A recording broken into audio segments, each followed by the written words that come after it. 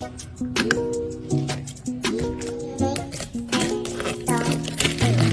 đã em mà rồi, baby chỉ muốn bên em mà thôi. Anh là một tên áo lonely rằng người anh không phải trong một tay đi hết cuộc đời. Baby cứ đừng hãy ngỡ lên bầu trời, đừng em xa như một vì sao. Baby yêu em nhất trên trần đời, làm sao em có thể điều đó em ơi. Yes, falling in love, I'm falling in love, giờ biết phải làm sao. Vì là yêu em mà rồi, tắm mưa mầm hoa trên sao cho lòng ta.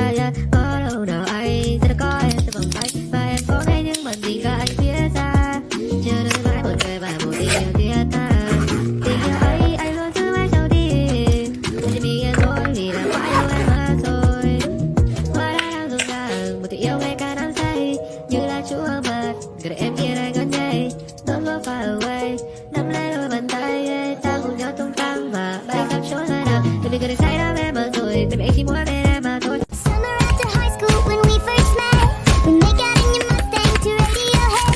And on my 18th birthday we got matching tattoos. Used to steal your parents' liquor and climb to the roof. Talk about our futures like we had a clue. Never planned that one day I'd be losing you. And another life.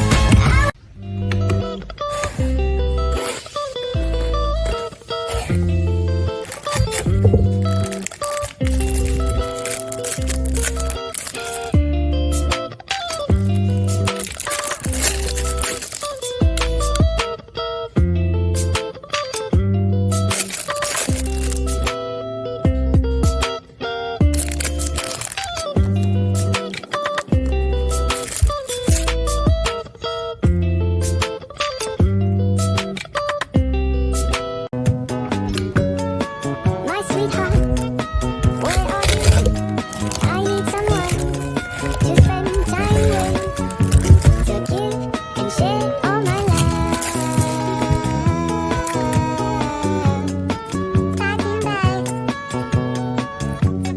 it's 3 a.m. with no one on my side. It gets real cold because these blankets will never. Lần đầu tiên gặp nhau, và nhìn nhau hơi bị đau. Lại nhìn đôi mắt một câu, làm nhịp tim hơi bị đau. Dù nó không gặp ai, mà gặp được anh đẹp dai, biết ngay mà.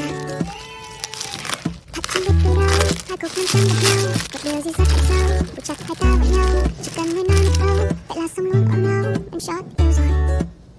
Sao anh cứ đi quay quay, sao anh cứ văng vẳng trong đầu em bài thế. Như cho quên lối về, cho em nó về, anh đi coi được bằng anh nhé. This way, not đây vào em đang đây. This way, not đây vào em đang đây.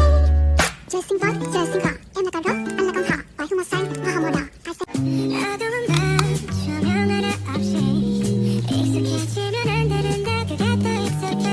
마지막이 들리는 이 예쁜 소리, 이거 하나 없으면 나 정말 무너질 것 같아.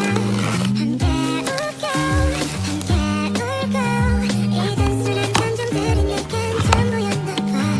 언제쯤일까 다시 그때 마주 앉다면 눈을 보고 말할래요.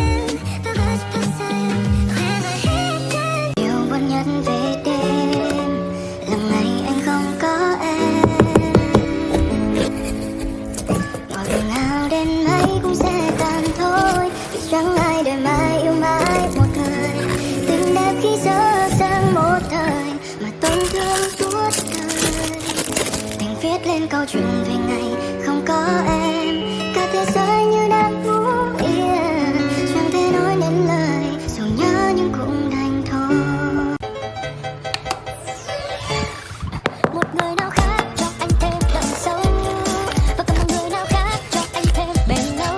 Baby, dù đoạn đường có thêm chông gai về sau, tự làm khổ đau, lần dài trôi, điều gì đến cũng sẽ đến.